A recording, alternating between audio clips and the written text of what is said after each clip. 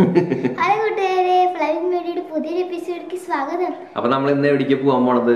വിജയ് ചേട്ടന്റെ വീട്ടിലേക്ക് അല്ല, ഫാമിലിക്ക്. വിജയ് ചേട്ടന്റെ ഫാമിലിക്ക്. അപ്പൊ നമ്മള് വിജേഷിന്റെ ഫാമിലിക്ക് നമ്മള് എല്ലാവരും കൂടി പോവാണ്. അപ്പൊ അവിടെ എന്ന് വെച്ചിട്ടുണ്ടെങ്കിൽ നമ്മുടെ ഒരു കട്ട സബ്സ്ക്രൈബറാണ്, നമ്മൾ ഒരുപാട് കാലത്തെ സുഹൃത്താണ് വിജേഷ്. അപ്പൊ ആളുടെ ഫാമിലി കുറെ വിശേഷങ്ങളുണ്ട് കാണാനായിട്ട്. അപ്പൊ എന്തായാലും നമുക്ക് അവിടെ ചെന്നിട്ട് കാണാം.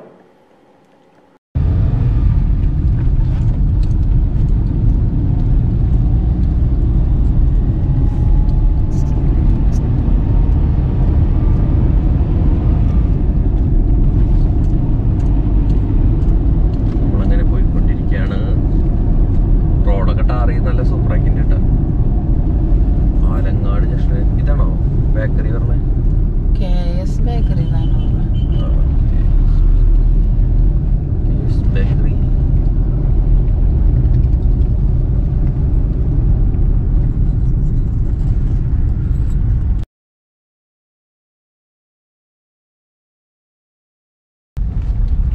നമ്മളങ്ങനെ ആലങ്ങാട് ജംഗ്ഷൻ അവറയില് ഞങ്ങള് 3 പേരും കൂടി അങ്ങനെ നമ്മുടെ വിജേഷ് കുട്ടന്റെ വീട്ടിലേക്ക് പോയിക്കൊണ്ടിരിക്കുകയാണ്. വീട്ടിലേക്കല്ല, സോറി, ഫാമിലേക്ക്. ഇതാണ് KS ബേക്കറി. ഒരു വണ്ടി ബാക്കിലുണ്ട്, ചേട്ടൻ നോക്കണമെന്നില്ല.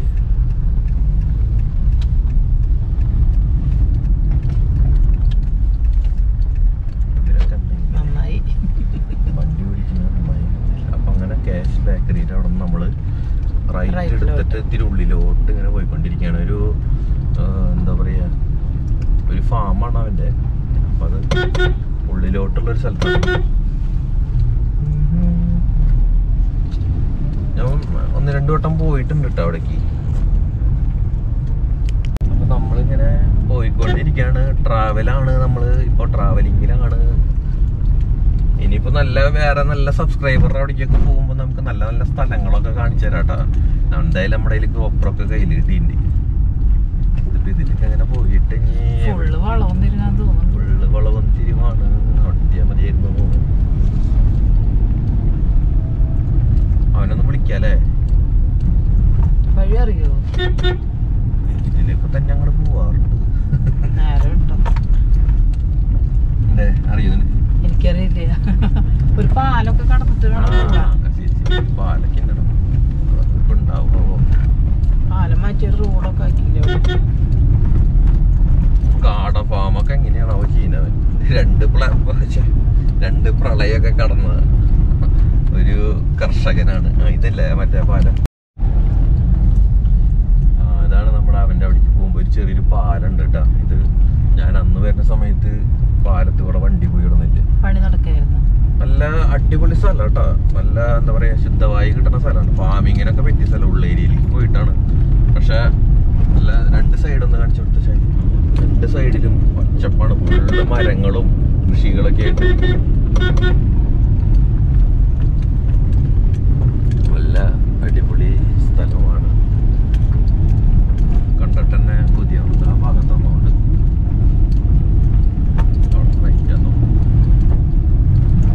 ഓർമ്മയിൽ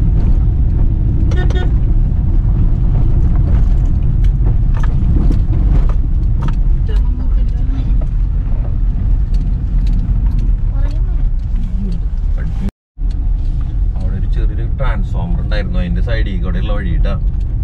അപ്പൊ നിങ്ങള് കാണാനൊക്കെ വരുന്നുണ്ടെങ്കിൽ ആളൊന്ന് വിളിച്ചിട്ട് വന്നോളോ, അല്ലെങ്കിൽ ആ വഴിയിൽ പെടും.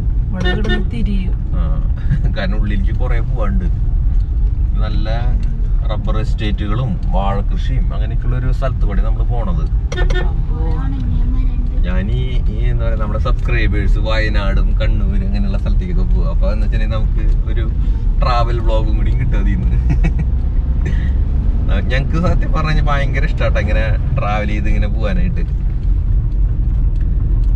ഇങ്ങനെയുള്ള സ്ഥലങ്ങളൊക്കെ കാണുമ്പോൾ നമുക്ക് മനസ്സിനൊക്കെ ഒരു കുളിർമയാണ്. അതായത് എന്നു പറഞ്ഞോണെ ഈ ജോലിയും അതൊക്കെ എടുത്ത് നമുക്കൊരു ദിവസം റിലാക്സേഷൻ ഒക്കെ കിട്ടുമ്പോ അതിന്റെ ഒരു സുഖം വേറെയാണ് അല്ലേ ശൈലി? 24 മണിക്കൂറും ഫോൺ വന്നിട്ടേ. അപ്പൊ അങ്ങനെ വരുമ്പോ ഒരു സുഖം. എന്ത് രസല്ലേ എവിടേക്കൊക്കെ വന്നപ്പോ നോക്കിയാ ഭാഗമൊക്കെ നോക്കി ശരിക്കും കാട് പോലെ. അപ്പൊ അങ്ങനെ ഞങ്ങളിങ്ങനെ ഇറങ്ങി പോകുന്നുണ്ട്. ഇതിന്റെ അങ്ങേറ്റൊക്കെയാന്നൊക്കെ തോന്നുന്നുണ്ട്. ഇവിടെയൊക്കെ വൃത്തിയാക്കിയിട്ടൊക്കെ നോക്കിട്ട് ഇവിടെയൊക്കെ വെള്ളപ്പൊക്കത്തിലൊക്കെ 2 വട്ടം വെള്ളം കയറിയ സ്ഥലങ്ങളാട്ടോ.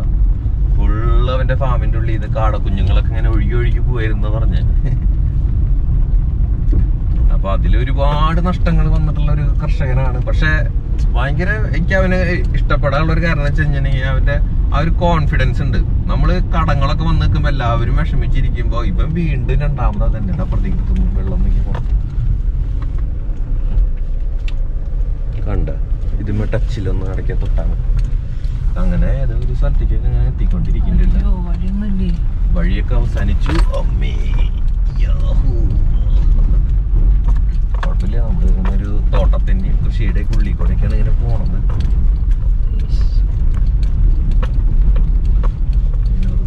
അങ്ങോട്ടൊക്കെ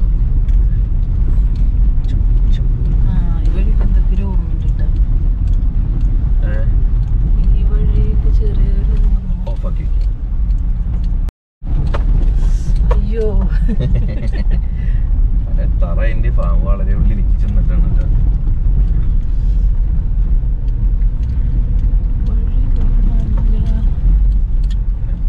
ഏകദേശം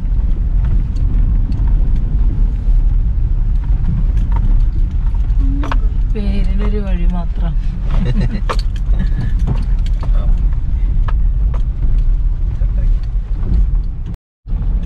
അങ്ങനെ നമ്മള് ഫാം എത്തിയിട്ടുണ്ട് കേട്ടോ. കൂടുകളൊക്കെ ഇരിക്കുന്നുണ്ട്. ഇതാണ് നമ്മുടെ വിജേഷ് കുട്ടന്റെ ഒരു ഫാം. വളരെ കഷ്ടപ്പെട്ടിട്ട് ഞങ്ങൾ ഇതിൻ്റെ ഉള്ളിലേക്ക് എത്തിയത് കേട്ടോ. ഇവിടെ ഇടാം എന്തായാലും.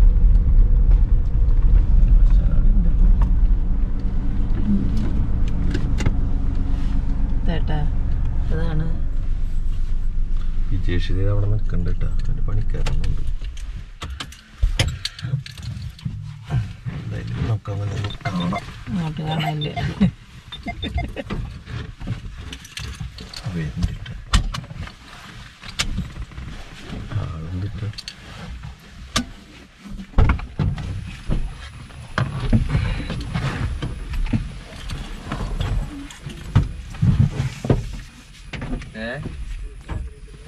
ഒരു ഫുൾ ഫാമിലി.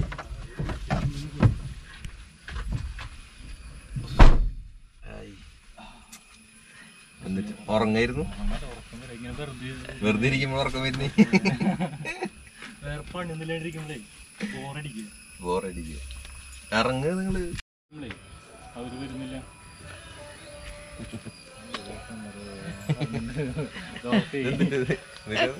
പാട്ടൊക്കെ ചേർത്തിണ്ടല്ലേ.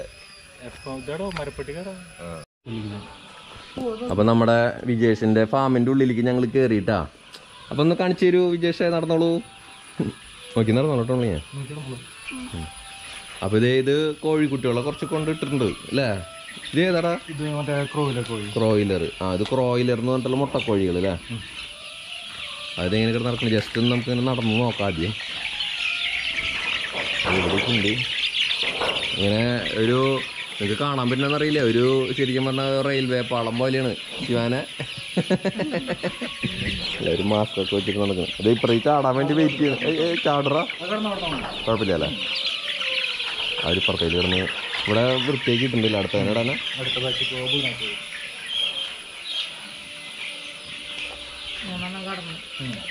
ആ അവരിപ്പോ അങ്ങോട്ട് പോകുമ്പോ അങ്ങോട്ട് കിടക്കും. അപ്പോ ഗ്രാമശ്രീയുടെ പൂവല്ലേ? അത് ശരി. ഇതിപ്പോ എത്ര ദിവസമായി? 2 ആഴ്ച ബ്രോഡിങ് അല്ലേ?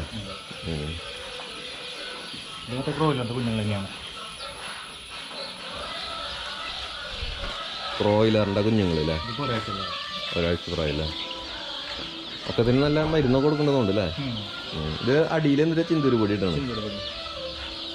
ഓക്കെ. ഇനി ഇവിടെ ഒന്നും ഇട്ടിട്ടില്ലല്ലോ അപ്പോ? ഡിസംബർ കഴിഞ്ഞിട്ട് ജനുവരി തൊട്ടിടണോ ഇവിടെ അല്ലേ? അത് ശരി. ഇപ്പത്തൊന്നിട്ടാ കോളാക്കിണ്ടല്ലോ. മീനുണ്ടായില്ലേ? ഏതാ? ബ്രാലില്ല, ഞാൻ വെച്ച നല്ല പിലോപ്പീനെ കിട്ടുണ്ടാവും. ബ്രാലിനെ പിടിക്കാറുണ്ടോ നിങ്ങള്? ശരി. ഇപ്പൊ ഇവിടെ തന്നെ താമസം ഉണ്ടല്ലേ? അപ്പൊ വീട് എവിടെയാ വിജേഷിന്റെ? ഒളരി. അപ്പൊ വീട്ടിൽ പോലുണ്ടാ? പാട്ടൊക്കെ വെച്ച് കൊടുത്തിട്ടുണ്ടല്ലോ. മരപ്പട്ടി കയറാണ്ടിക്കല്ലേ? അതൊന്ന് കുറച്ച് നേരം ഓഫ് ചെയ്തിട്ട് കേക്കിനും. അപ്പൊ FM ഒക്കെ വെച്ച് കൊടുത്തേക്ക് മറ്റേ കോഴികൾക്കും കാടകൾക്കൊക്കെ. ഇവിടെ കുറച്ച് കാട കുട്ടികളുണ്ടെന്നുണ്ട് അല്ലേ? പാരന്റ് സ്റ്റോക്ക് ഇട്ടുണ്ടല്ലേ? ശരി. കാടമുട്ടയ്ക്ക് ഇണ്ടി. സൈഡില് വല മാത്രമേ ഇട്ടുള്ളൂ അല്ലേ? വേറെ കുഴപ്പമൊന്നുമില്ലല്ലോ? ശരി. ഇത് മുട്ടക്കാടകൾ അല്ലേ? മുട്ട ഇട്ടോണ്ടിരിക്കുന്നുണ്ട്. ഇതിപ്പോ കൊറേ കൊല്ലങ്ങളായിട്ടുള്ള കൂടുകളല്ലേ ഇതൊക്കെ? നമ്മുടെ നിർത്തിട്ടുള്ള തന്നെയാണല്ലേ? നമ്മുടെ പഴയ മോഡല് കൂടുകൾ കേട്ടാ, ഫ്ലൈവെൽ. ഇപ്പൊ ഏകദേശം ഒരു 5-8 കൊല്ലം ഉണ്ടാവില്ലേ നീ ഇത് ഈ ഫീൽഡിൽ ഇറങ്ങിയിട്ട്? കുഴപ്പമില്ല. 2 പ്രളയം, പിന്നെ അവിടുത്തെ ഫാമിന്റെ ഒരു നഷ്ടം, അങ്ങനെ ഇത് ഓരോ സീസണിൽ അവന് ഓരോ പ്രശ്നങ്ങൾ ഉണ്ടാവും എപ്പോഴും. കഥയൊക്കെ പിന്നെ പറഞ്ഞുതരാം. അപ്പൊ ഇതാണ്, ഇതൊരു വലിയൊരു ഷെഡാണിത്. ഇങ്ങനത്തെ ഇപ്പൊ എത്ര ഷെഡ് ഉണ്ട് ഇവിടെ? 4 ഉണ്ട് അല്ലേ? ശരി ശരി. നമുക്കതൊക്കെ എന്തായാലും കാണാം കേട്ടോ. അപ്പൊ ഇതൊക്കെ പാരന്റ് സ്റ്റോക്ക് ആണോ വിജേഷ്? ഇത് കംപ്ലീറ്റ് പാരന്റ് സ്റ്റോക്ക് ആണല്ലേ? ശരി. ഇത് ബ്രോയിലറാ? ബ്രോയിലർ കാടയായിരുന്നു കേട്ടോ. അതിന്റെ പാരന്റ് സ്റ്റോക്ക് കുറച്ച് ഇട്ടാണതാണ്. ഇതൊക്കെ നിങ്ങൾ വിരിയിക്കുന്നുണ്ട് അല്ലേ? അതാ മുട്ട അവിടെ അങ്ങനെ എടുത്തു വെച്ചിട്ടുണ്ട്, മറ്റേ ട്രയലാക്കി വെച്ചിട്ടുണ്ടെന്നുണ്ട് കേട്ടോ. ട്രയലിൽ മുട്ടകൾ എടുത്ത് വെച്ചിട്ടുണ്ട്. ഇതൊക്കെ എവിടെ കൊണ്ട് വിരിയിക്കുന്നപ്പോ? ഒല്ലൂര് ഹാച്ചറിയിൽ കൊണ്ട് വിരിയിക്കുന്നുണ്ട്. ഏത് ദിവസം വെക്കിയപ്പോ? ചൊവ്വയും വെള്ളിയും വെക്കുന്നുണ്ട് അല്ലേ? അത് ശരി. അപ്പൊ വീട്ടിലേക്കൊക്കെ എങ്ങനെ പോക്കൊക്കെ? ആഴ്ചയിലൊരു സമൂല. അപ്പൊ ഈ ആഴ്ച ഞങ്ങള് വരണായിരുന്നാണോ? പോകാൻ പറ്റില്ല. എന്താ? കുറച്ച് പണിയുണ്ട്, ക്ലീനിങ് ഉണ്ട്. ശരി.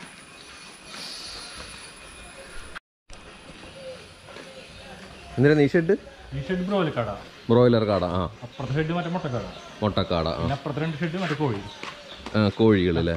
ശരി. അത് ചെയ്യാനുള്ള പരിപാടി ഉണ്ടെന്നല്ലേ? അപ്പൊ ഇടയ്ക്കിടയ്ക്ക് ഇങ്ങനെ ഓരോന്ന് മാറ്റി മാറ്റി ഒക്കെ ഇടുന്നുണ്ട് അല്ലേ? സീസൺ അനുസരിച്ച്. ഇപ്പൊ കൊറോണ വന്നിട്ട് ഇപ്പൊ അങ്ങനെ സെയിലിനെ ബാധിച്ചിട്ടുണ്ടാ? സെയിൽ കുഴപ്പമില്ല, കൊറോണ ചത്തുന്നുള്ളൂ. കൊറേ കോഴികൾ ചത്തു. എങ്ങനെ? തീറ്റ കിട്ടാണ്ട്. തീറ്റയുടെ പ്രശ്നം വന്നപ്പോ അല്ലേ? ശരി. ഇതിപ്പോ എത്ര പ്രായന്റെ? 1 മാസം കഴിഞ്ഞു അല്ലേ? ക്രോയിലർ അല്ലേ? ഇതിപ്പോ ഇവിടെ തന്നെ ഉണ്ടാവില്ലേ? എങ്ങനെയുണ്ട് ഇത്? മുട്ടക്ക് ഇറച്ചിക്കൊക്കെ എങ്ങനെയുണ്ട് ഈ കോഴി? പാരന്റ് സ്റ്റോക്ക് ഇട്ടുണ്ട് ഇതിന്റെ? അപ്പൊ അവിടെ നിന്ന് തന്നെ കുഞ്ഞുങ്ങളെടുത്തിട്ട് വളർത്തണം അല്ലേ? എത്ര ഉണ്ട് ഇപ്പൊ ഇതില്? 1000 ഉണ്ട് അല്ലേ? ശരി. അപ്പൊ എവിടെ സെയിൽ ചെയ്യുന്നപ്പോ? അവിടെ കൊടുക്കണ്ടല്ലേ? ശരി. വാക്സിനേഷനൊക്കെ കറക്റ്റ് കൊടുക്കണ്ട? എല്ലാം അതെ അല്ലേ? ശരി. അപ്പൊ എല്ലാം ചെയ്യുന്നുണ്ട്. ഓക്കെ.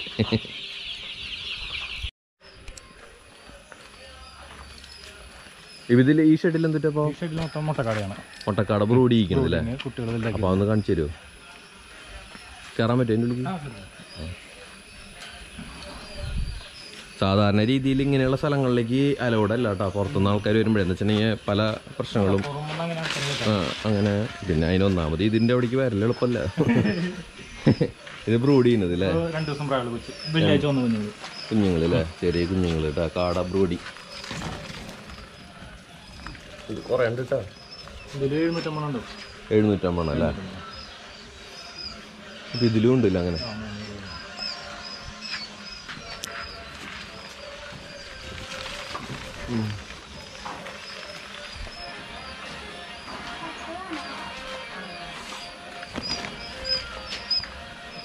ഇത് ഫുള്ളായിട്ട് ഇങ്ങനെ അടച്ചു വെക്കിൻ്റെ?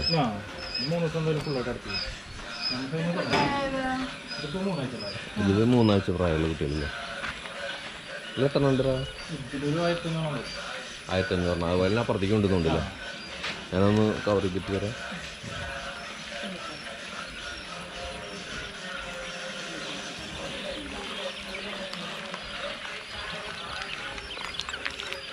പൂവനും പേടയൊക്കെ തിരിഞ്ഞു തുടങ്ങിയില്ലേ? അത് തിരിച്ചു കിട്ടതാ. ഇത് പേടയാണ്. ഇങ്ങനെ പുള്ളി ആയിട്ടുള്ളത് പേട.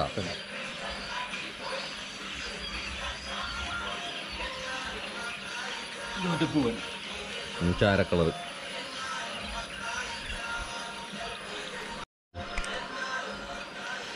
ഞാൻ അവിടെ ഉണ്ടല്ലേ.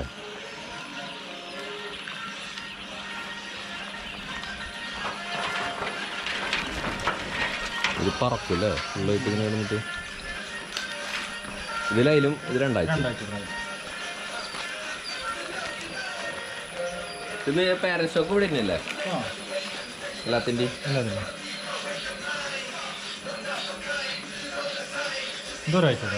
അങ്ങനെ ഓരോ അതിൻ്റെ ചെറുതല്ലേ. അപ്പുറത്ത് അതിൻ്റെ ഒരാഴ്ച അല്ലേ. എത്ര കുഞ്ഞുങ്ങളുണ്ട് ആഴ്ചയിൽ ശരിക്കും? ഇപ്പോൾ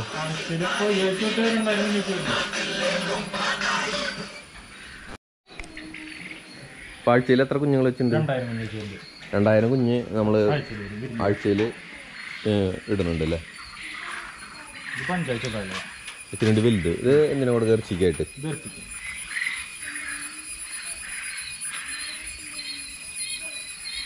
ഇറച്ചിക്കായിട്ട് ഇത്തിരി വലുപ്പമായി കഴിഞ്ഞാൽ പിന്നെ ഇറച്ചിക്ക് പിടിച്ചു കൊടുക്കുമല്ലോ.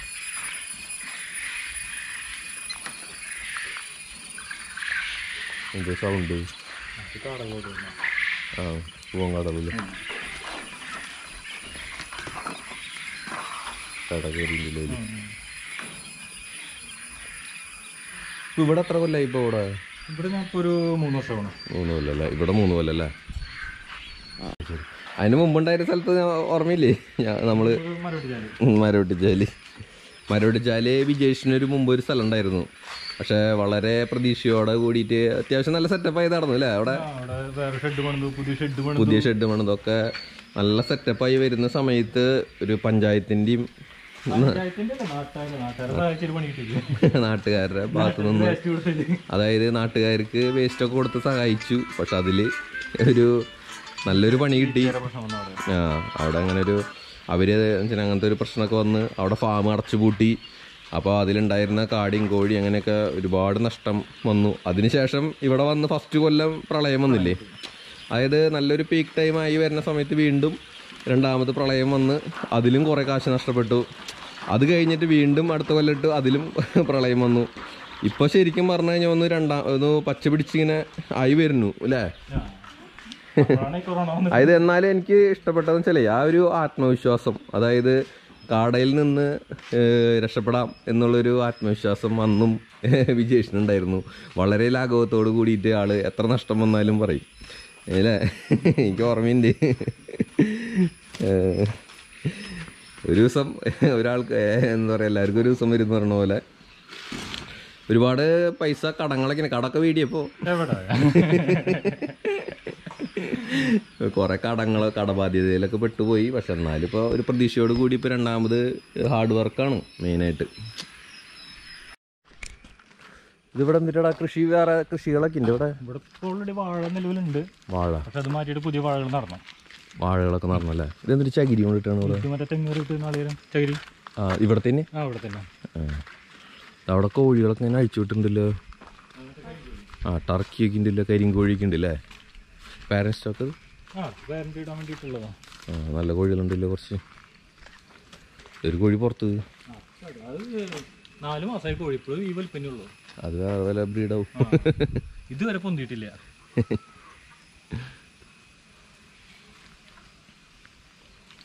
ഇവിടെ നല്ല വിശാലമായ സ്ഥലം കൊടുത്തിട്ടുണ്ടല്ലോ അവർക്ക്.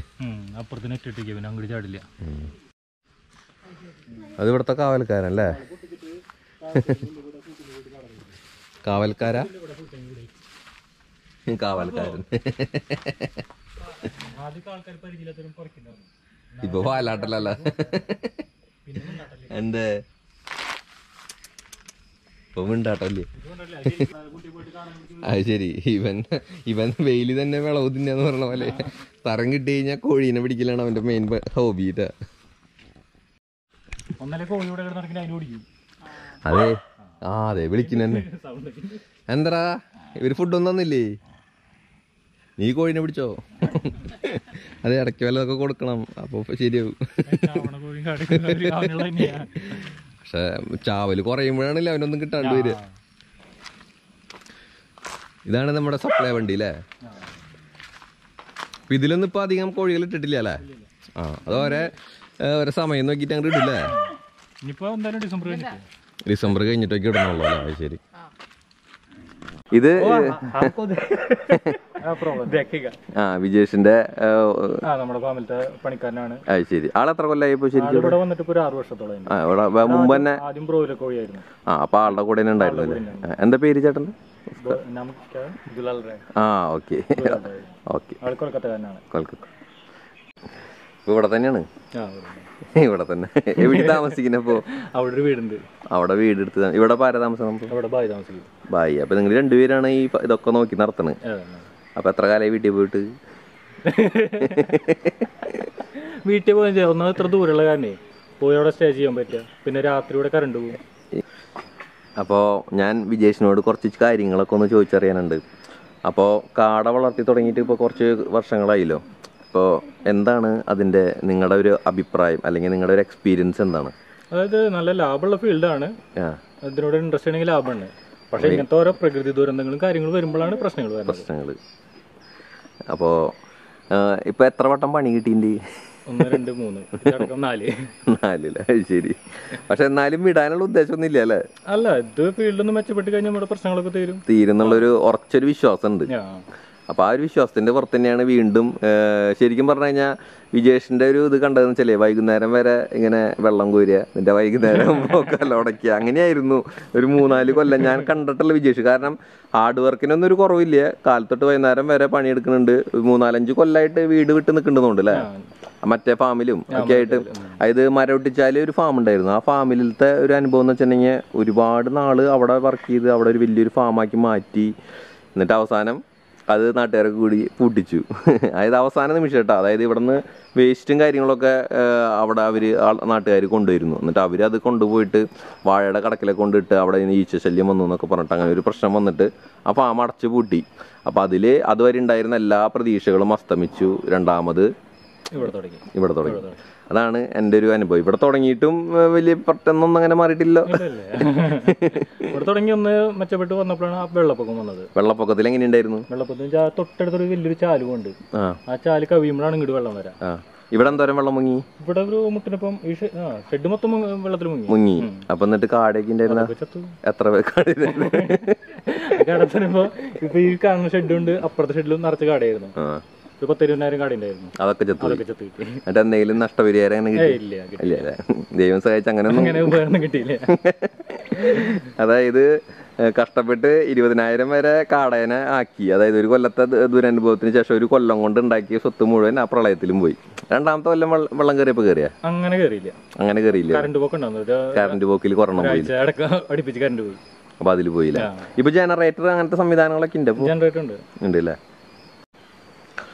അപ്പോൾ ഇങ്ങനെ ഈ 2-3 വട്ടം പ്രതിസന്ധികൾ വന്നിട്ടും ഈ പറഞ്ഞ ഇതിന്ന് വിടാനുള്ള ഉദ്ദേശമില്ല. പിന്നെ വേറെ തൊഴിലെന്ന് പറയുമ്പോൾ അറിയില്ല. തൊഴില് വേറെ അറിയാം, പക്ഷെ ഇനി പോക്ക് ശരിയാവില്ല. ഇതന്നെ അല്ലെ? ഇതിന്ന് വിജയിച്ചിട്ടേ ഞാൻ അടങ്ങുള്ളൂ. എന്തായാലും എനിക്ക് ആ കോൺഫിഡൻസ് ഭയങ്കര ഇഷ്ടമായി. അതായത് എപ്പോഴും വളരെ വിജേഷിനെ കാണുമ്പോഴൊക്കെ ഈ പറഞ്ഞ പോലെ എത്ര നഷ്ടം വന്നാലും ഇങ്ങനെ ചിരിച്ചിട്ട് നേരിടാൻ അതൊരു പ്രത്യേക കഴിവാട്ടാ. സത്യം പറയാലോ, കാര്യമില്ല. അതാണ് അതൊരു അപ്പൊ ആരും കൊണ്ട് തരില്ല. പക്ഷെ ഒരുപാട് കടബാധ്യത വന്നില്ലേ? അതുണ്ട്, ഇപ്പോഴും ഉണ്ട്, മാറിയിട്ടില്ല, കഴിഞ്ഞിട്ടില്ല അല്ലെ? പക്ഷെ എന്നാലും അതൊരു പ്രതീക്ഷ ഉണ്ട്. ഒക്കെ വീട്ടാന്നുള്ളൊരു പ്രതീക്ഷ ഉണ്ട്. ഇപ്പൊ കൊറോണ വന്നതിന് വല്ല പ്രശ്നം ഉണ്ടായ? കൊറോണ 3000 കോഴി ചത്ത് കിട്ടി.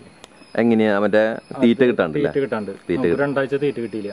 പിന്നെ കിട്ടിയത് മറ്റേ ചോളത്തിന്റെ നുറുക്ക കിട്ടിയ. ആ നുറുക്ക് ചെറിയ കുട്ടികൾ തിന്നാൻ പറ്റില്ലല്ലോ, അങ്ങനെ പണി കിട്ടി. അപ്പൊ ഇനി ഭാവി പരിപാടികൾ എന്നിട്ട് കല്യാണം കഴിക്കണ്ടേ? കല്യാണമില്ല, നമുക്ക് ഫാമൊന്ന് ഉയർത്തിയെടുക്കണം. 4 ഷെഡില് 2 ഷെഡ് കാടയും 2 ഷെഡ് കോഴിയാണ് ഉദ്ദേശിച്ചുള്ളത്. അപ്പൊ അത് ശരിയാക്കി എടുക്കണം. പിന്നെ ഇവിടെ കുറച്ച് കൃഷി കാര്യങ്ങൾ നോക്കി നടക്കണം. അങ്ങനെയാണ് മെയിനായിട്ട് ഉദ്ദേശിച്ചിട്ടുള്ളത്. കൃഷിയായിട്ട് മുന്നോട്ട് പോകണല്ലോ. അപ്പൊ ഫാമിലി വീട്ടിലാരൊക്കെ? അച്ഛനമ്മയല്ലേ? ചേട്ടൻ, ചേച്ചി, പിന്നെ ചേച്ചിമാരാണുള്ളത്. ചേച്ചിമാര് അവരെ കല്യാണം കഴിഞ്ഞു അല്ലേ? അപ്പൊ ഇവിടെ തന്നെ താമസം അല്ലേ? ഒരു ശരിക്കും പറഞ്ഞ ഒരു ആശ്രമ ജീവിതം പോലെ. അല്ല, ഇവിടെ രസമാണ്, നല്ല പച്ചപ്പും. നമ്മുടെ വീട്ടിലൊന്നും പോയ പച്ചപ്പ് ഒന്നും കാണാൻ പറ്റില്ല. ഇവിടെ ആകുമ്പോൾ നല്ല രസമാണ്. പിന്നെ ഇവിടുത്തെ അയൽവാസികളൊന്നും കുഴപ്പമില്ല, നാട്ടുകാരും പ്രശ്നമുള്ളവരൊന്നല്ല. ഇപ്പൊ കാട വളർത്തൽ ഇതൊക്കെ ഇഷ്ടപ്പെട്ടിട്ട് ചെയ്യണത് തന്നെയാണോ? അതെ, ഇഷ്ടപ്പെട്ട് ചെയ്യുന്നത് തന്നെയല്ലേ? ശരി.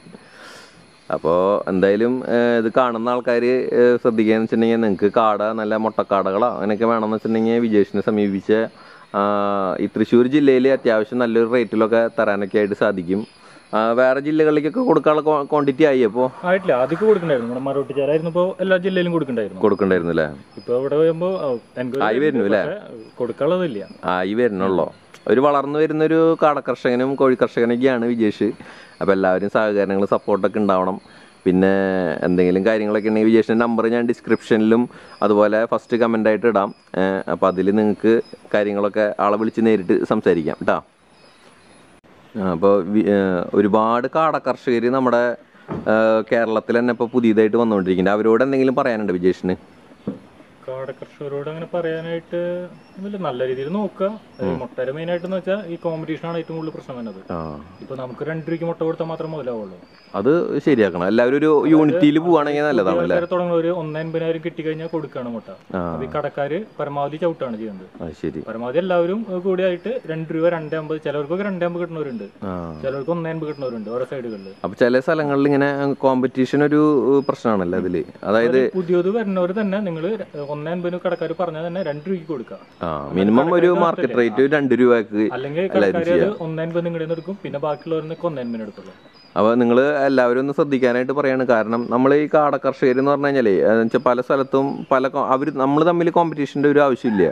ഇപ്പം ഞാനിപ്പോൾ ഈ വീഡിയോ എടുത്തുകൊണ്ട് ഒരാൾക്കും ഒരു നഷ്ടവും വരാൻ പോകണില്ല. ഇപ്പം എല്ലാ സ്ഥലത്തേക്കും നമ്മൾ പോകുന്നുണ്ട്.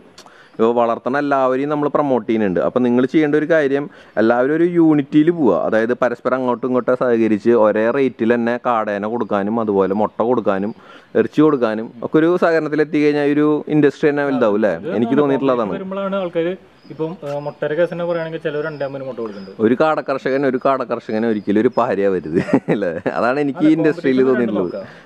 നമ്മൾ പറയുന്ന റേറ്റാണ് കടക്കാർ എടുക്കുക. നമ്മൾ 2 പ്രാവശ്യം പറയാണ് ഈ റേറ്റിൽ നമുക്ക് തരാൻ പറ്റില്ല എന്ന് പറഞ്ഞാൽ അവരെന്തായാലും എടുക്കും. നമ്മൾ റേറ്റ് ഓറിൽ കൊടുക്കാന്ന് പറയാൻ മറ്റുള്ളവരെ ചവിട്ടാണ് ചെയ്യുന്നത്. അതൊരു വല്ലാത്തൊരു പ്രശ്നമാണ്. പല സ്ഥലങ്ങളിൽ തന്നെ ആൾക്കാർ വിളിച്ച് പറയാറുണ്ട് കാടക്ക് മുട്ടയ്ക്ക് വിലയില്ല, 1.50 1.70 കിട്ടണുള്ളൂ എന്ന് പറയുമ്പോൾ നമ്മളത് കൊടുക്കാണ്ടിരിക്കുക. പരമാവധി 2 രൂപയെങ്കിലും മാർജിട്ട് കൊടുക്കുക. പിന്നെ വളർത്തുന്നവരെ സംബന്ധിച്ച് കുറെ ബുദ്ധിമുട്ടുകളുണ്ടല്ലേ അതിൽ? വളർത്തുന്നവരെന്ന് വെച്ചാൽ പകുതി പൂവിനും പകുതി പെടയാണ് കിട്ടുക. ഈ പൂവൻകാട ഇറച്ചിക്ക് പോവുക. ഈ കോഴിക്കടകൾ കൊടുക്കുമ്പോൾ തന്നെ അവര് പരമാവധി റേറ്റ് കുറയ്ക്കും. പരമാവധി റേറ്റ് കുറയ്ക്കാണ്ട് ഒരേ ലെവലിൽ കൊടുക്കാൻ നോക്കുക. അത്യാവശ്യം ഇപ്പൊ ഒരു നല്ലൊരു മാർക്കറ്റ് ഇപ്പൊ ഉണ്ടെന്ന് തോന്നുന്നുണ്ടല്ലേ? കുഴപ്പമില്ല, മാർക്കറ്റ് ഉണ്ട്. എവിടെയും കാടയില്ല, കാടമുട്ടയും ഇല്ലാത്തൊരവസ്ഥയാണ്. അപ്പോൾ കാടയുടെ ഇതിൽ അങ്ങനെ ചെയ്യുക. അതുപോലെ കോഴീനെ വളർത്തുന്നവരാണെങ്കിലും അത്യാവശ്യം നല്ലൊരു എന്താ പറയുക, നല്ലൊരു റേറ്റ് ഇട്ടിട്ട് കൊടുക്കുക. അപ്പോൾ ഒരാൾ കൊടുക്കുന്ന ഒരു സ്ഥലത്ത് പോയിട്ട് നമ്മൾ വില കുറച്ച് കൊടുക്കാതിരിക്കുക അല്ലേ? അത് നമ്മളൊരാളെ ദ്രോഹിക്കണതിന് തുല്യമാണ്. ശരി, നമുക്ക് കടക്കാരെന്നൊക്കെ വെച്ചാൽ നല്ല മാർജിട്ടിട്ട് കൊടുക്കുന്നത്. നമ്മളിപ്പോൾ കോഴി കൊടുക്കുമ്പോൾ പൂവൻ കോഴി 160 രൂപയ്ക്ക് കൊടുക്കുന്നത്. 160 ഓരോ കോഴികൾക്ക് അനുസരിച്ച് വില കൂടും. അവർ കൊടുക്കുന്നത് 250 രൂപ 270 രൂപയ്ക്കാണ് കിലോ അല്ലേ? കിലോയ്ക്ക് കൊടുക്കുന്നത്. പക്ഷേ ഈ 160 രൂപയ്ക്ക് നമ്മൾ കൊടുക്കുമ്പോൾ 150 രൂപയ്ക്ക് വേറെ ഒരിടത്തും കൊടുത്തു കഴിഞ്ഞാൽ അവരെ ആൾക്കാർ എടുക്കുള്ളൂ. എന്നാലും കടക്കാർ കൊടുക്കുക 275 രൂപയ്ക്കാണ്. അതായത് എനിക്കിനും ചോദിക്കാനുള്ളത്, അതായത് കാട കർഷകർ പുതിയതായിട്ട് ഒരുപാട് ഇപ്പോൾ സംരംഭത്തിലേക്ക് ഇറങ്ങാനായിട്ട് ഒരുപാട് ഇപ്പോൾ പ്രവാസികളാണെങ്കിലും തൊഴിലേതരായിട്ടുള്ള ആൾക്കാരൊക്കെ ആണെങ്കിലും നമ്മുടെ ഈ മേഖലയിലേക്ക് വരാനായിട്ട് നിൽക്കുന്നുണ്ട്. അപ്പോൾ അവർക്ക് ഇത് വളർത്തണതിനെ കുറിച്ചിട്ട് വിജേഷിന് കൊടുക്കാനുള്ള ഉപദേശങ്ങൾ എന്തൊക്കെയാണ്? അതായത് മെയിനായിട്ട് ശ്രദ്ധിക്കണം, നമ്മുടെ വീടുകളുടെ മുകളിലൊക്കെ കാടനെ വളർത്തുന്നുണ്ട് പലരും ചെയ്യുന്നുണ്ട്. അപ്പോൾ വേസ്റ്റ് ക്ലീൻ, അതായത് ഞാൻ ചോദിക്കുന്നത് കുറേശ്ശെ തുടങ്ങാണോ അതോ കുറേ അധികമായിട്ട് തുടങ്ങാണോ നല്ലത്? പരമാവധി സ്റ്റാർട്ടിങ് കുറേശ്ശെ തുടങ്ങാം. എന്നിട്ട് നമുക്ക് ഓർഡർ അനുസരിച്ച് നമ്മൾ എണ്ണം കൂട്ടാൻ പാടുള്ളൂ. അപ്പോൾ തന്നെ ഈ വേസ്റ്റ് ആണ് മെയിൻ പ്രശ്നം വരുന്നത്. നമ്മൾ വേസ്റ്റ് ക്ലീൻ ചെയ്യാണ്ടിരുന്ന സ്മെല്ല് വരും. അപ്പൊ അടുത്ത വീട്ടുകാർ കംപ്ലൈന്റ് കൊടുക്കും. അങ്ങനെ ഒരുപാട് ആൾക്കാർ നിർത്തിയിട്ടുണ്ട്. പരമാവധി നമ്മൾ ഡെയിലി വേസ്റ്റ് ക്ലീൻ ചെയ്യുക. എന്നിട്ട് അത് ഒരു ചാക്കിലാക്കി വെച്ചിട്ട് ദൂര സ്ഥലങ്ങളിൽ എവിടെയെങ്കിലും പറമ്പുണ്ടെങ്കിൽ അവിടെ കൊണ്ടുവിടാം. വേസ്റ്റ് ക്ലീനിങ് ഒരു ഇമ്പോർട്ടന്റ് ആയിട്ടുള്ള ഒരു സംഭവമാണ്. ആൾക്കാർക്ക് ഒരു ബുദ്ധിമുട്ട് വരാണ്ട് ചെയ്യാല്ലേ? ഇപ്പൊ നമ്മളായാലും ഇപ്പൊ അപ്പുറത്തെ വീട്ടിൽ മണം വന്ന് നമ്മളായാലും പോയി കംപ്ലൈന്റ് ചെയ്യും. അപ്പൊ നമ്മൾ ചെയ്യുമ്പോൾ വളരെയധികം ശ്രദ്ധിക്കുക. വേസ്റ്റ് ഡെയിലി ക്ലീൻ ചെയ്യുക. എന്നിട്ട് ആ വേസ്റ്റ് ദൂരെ കൊണ്ട് കളയുക. നമ്മുടെ വീടിന്റെ സൈഡിലൊന്നും ഇടരുത്, ദൂരെ കൊണ്ട് കളയുക. അപ്പൊ പിന്നെ ആർക്കും കംപ്ലൈന്റ് ചെയ്യാൻ പറ്റുക. നമുക്കത് തുടർന്നുകൊണ്ട് പോവുകയും ചെയ്യാം, എണ്ണം കൂട്ടുകയും ചെയ്യാം. ഇപ്പൊ ടെറസിന് മുകളിലൊക്കെ 2000-2500 കാട വളർത്തുന്നവരുണ്ട്. അവർക്കൊക്കെ ഡെയിലി വേസ്റ്റ് ക്ലീൻ ചെയ്തിട്ട് അവര് വേസ്റ്റിന്റെ ഒരു ബുദ്ധിമുട്ടുണ്ടല്ലോ. പിന്നെ കറണ്ട് പോക്കിനെ കുറിച്ചൊക്കെ കുഞ്ഞുങ്ങൾക്കാണ് അതായത് ഒരു 3 ആഴ്ച വരെ ഫുൾ ടൈം ചൂട് വേണം അവർക്ക്. ആ ചൂട് കുറയുമ്പോഴാണ് ഇവര് ചത്തുകൂടാ. അത് കട്ട കൂടിയിട്ട് ചാവ ചെയ്യുക. ഇതിന്റെ സംശയങ്ങൾക്കായിട്ട് വിളിച്ചു കഴിഞ്ഞാൽ എങ്ങനെയാ ഫോൺ അറ്റൻഡ് ചെയ്യാനൊക്കെ ബുദ്ധിമുട്ടുണ്ടോ? 24 മണിക്കൂറും ഡ്യൂട്ടിയിലാണ്. രാത്രി വേണേ കറണ്ട് പോവാം, കാരണം നമ്മൾ 24 മണിക്കൂർ ഉണ്ടായിരിക്കും. അപ്പൊ സംശയങ്ങളും കാര്യങ്ങളൊക്കെ ഇപ്പൊ പറഞ്ഞു കൊടുക്കാനൊന്നും കുഴപ്പമൊന്നുമില്ലല്ലോ ആൾക്കാർക്ക്. അപ്പൊ വിജേഷിന്റെ എന്തെങ്കിലും നിങ്ങൾക്ക് കാര്യങ്ങളൊക്കെ അറിയണമെന്നുണ്ടെങ്കിൽ ഒന്ന് ചോദിച്ചാൽ മതി. കാരണം വിജയിച്ചൊരു കർഷകൻ തന്നെയാണ്, പക്ഷെ പ്രകൃതി ദുരന്തങ്ങളാണ് വിജേഷിനെ പരാജയത്തിലേക്ക് കൊണ്ടുപോയിട്ടുള്ളത്. പക്ഷെ എന്നാലും ഇപ്പോ വിജയിക്കുക എന്നുള്ള ഒരു കോൺഫിഡൻസ് 100% ഉണ്ട് അല്ലേ?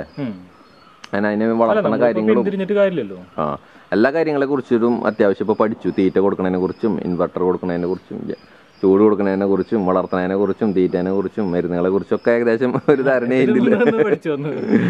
അതായത് അനുഭവം കൊണ്ട് പഠിച്ചൊരു കർഷകനാണ് കേട്ടോ. അപ്പോൾ നിങ്ങൾ എന്തെങ്കിലും ഉണ്ടെങ്കിൽ വിജേഷിനെ വിളിക്കുക. പിന്നെ എല്ലാ കാടക്കർഷകരും ഇതുപോലെ നമ്മളെല്ലാവരോടേക്കും വരുന്നുണ്ട് കേട്ടോ. നമ്മളിപ്പോൾ വിജേഷിൻ്റെ അടുത്തൊന്നും വിചാരിച്ചിട്ട് നിങ്ങൾ വിഷമിക്കേണ്ട കാര്യമൊന്നുമില്ല അല്ല വിജേഷ്. അതായത് നമുക്ക് എല്ലാവരും ഒരുപോലെയാണ്. നമ്മുടെ എല്ലാ സബ്സ്ക്രൈബേഴ്സും ഇതുപോലെ കാടയും കോഴിയൊക്കെ വളർത്തി നല്ല ഒരു വരുമാനത്തിലേക്കൊക്കെ എത്തണം. അപ്പോൾ അതാണ് നമ്മൾ ഓരോരുത്തർ സപ്പോർട്ട് ചെയ്തുകൊണ്ടിരിക്കുന്നത്. അപ്പോൾ വിജേഷിനെ വിളിച്ചിട്ട് വിജേഷിൻ്റെ നിന്ന് കാട കിട്ടാൻ ചിലപ്പോൾ താമസം ഉണ്ടെങ്കിൽ നമുക്ക് അടുത്ത ആളുടെ നിന്ന് കിട്ടും കേട്ടോ. അപ്പോൾ നമുക്ക് നിർത്താം അല്ലേ വിജേഷ്? അപ്പോൾ ഇന്നത്തെ നമ്മുടെ വിജേഷിൻ്റെ ഫാമിലേക്കാണ് നമ്മൾ വന്നത്. വിജേഷിൻ്റെ ഫാമിലി വിശേഷങ്ങളും കാര്യങ്ങളൊക്കെയാണ് ഇന്നത്തെ വീഡിയോയിൽ. അപ്പോൾ നിങ്ങൾക്ക് ഇഷ്ടപ്പെടുകയാണെങ്കിൽ എല്ലാവരും ലൈക്ക് ചെയ്യുക, അതുപോലെ എന്താ പറയുക കമൻറ്റുകൾ അയയ്ക്കുക. നിങ്ങൾക്ക് എന്തെങ്കിലും ആവശ്യങ്ങളൊക്കെ ഉണ്ടെങ്കിൽ വിജേഷിൻ്റെ നമ്പർ ഞാൻ കൊടുക്കുന്നുണ്ട്, അതിലേക്ക് നിങ്ങൾക്ക് വിളിച്ച് ചോദിക്കാം കാര്യങ്ങളൊക്കെ. പിന്നെ വിജേഷ് നല്ല റേറ്റിന് തന്നെ നമ്മുടെ എല്ലാ സബ്സ്ക്രൈബേഴ്സിനും അല്ലേ നല്ല റേറ്റ് അഡ്ജസ്റ്റ് ചെയ്തിട്ട് കൊടുക്കില്ലല്ലോ. അതായത് തൃശ്ശൂർ ജില്ലയിലെ ഏറ്റവും എനിക്ക് എൻ്റെ അനുഭവത്തിൽ ഏറ്റവും കുറഞ്ഞ റേറ്റിൽ ഇതൊക്കെ കൊടുക്കുന്ന ആള്, കോഴിയും കാടയൊക്കെ കൊടുക്കുന്ന ഒരാളാണ് വിജേഷ്. അത്യാവശ്യം നല്ലൊരു റേറ്റിലാണ് കൊടുക്കുന്നത്. അതുപോലെ ഒരുപാട് ആൾക്കാർ ഇപ്പോൾ തൃശ്ശൂർ ജില്ലയിൽ വേറെയും കൊടുക്കണമൊക്കെ ഉണ്ട്, പക്ഷേ അത്യാവശ്യം ഒരു നല്ലൊരു സ്റ്റാൻഡേർഡ് റേറ്റിലാണ് എല്ലാ കാര്യങ്ങളും കൊടുക്കുന്നത്. അപ്പോൾ നിങ്ങൾക്ക് ആവശ്യമുണ്ടെങ്കിൽ അദ്ദേഹത്തിനെ വിളിക്കാം. പിന്നെ നിങ്ങൾക്ക് വീഡിയോ ഇഷ്ടമാവുകയാണെങ്കിൽ ലൈക്ക് ചെയ്യുക, ഷെയർ ചെയ്യുക. അതുപോലെ എല്ലാവരോടും പ്രത്യേകമായിട്ട് പറയാണ്, സബ്സ്ക്രൈബർ വീടുകളിലേക്കാണ് നമ്മൾ പോയിക്കൊണ്ടിരിക്കുന്നത്. നമ്മുടെ ചാനലിൽ ഒരുപാട് ആൾക്കാർ നമ്മൾ പ്രൊമോട്ട് ചെയ്തുകൊണ്ടിരിക്കുകയാണ് ഓരോ ദിവസം. അപ്പോൾ നിങ്ങളും കൂടെ തന്നെ ഉണ്ടാവണം. ചാനൽ സബ്സ്ക്രൈബ് ചെയ്യുക. എല്ലാവർക്കും നന്ദി, നമസ്കാരം.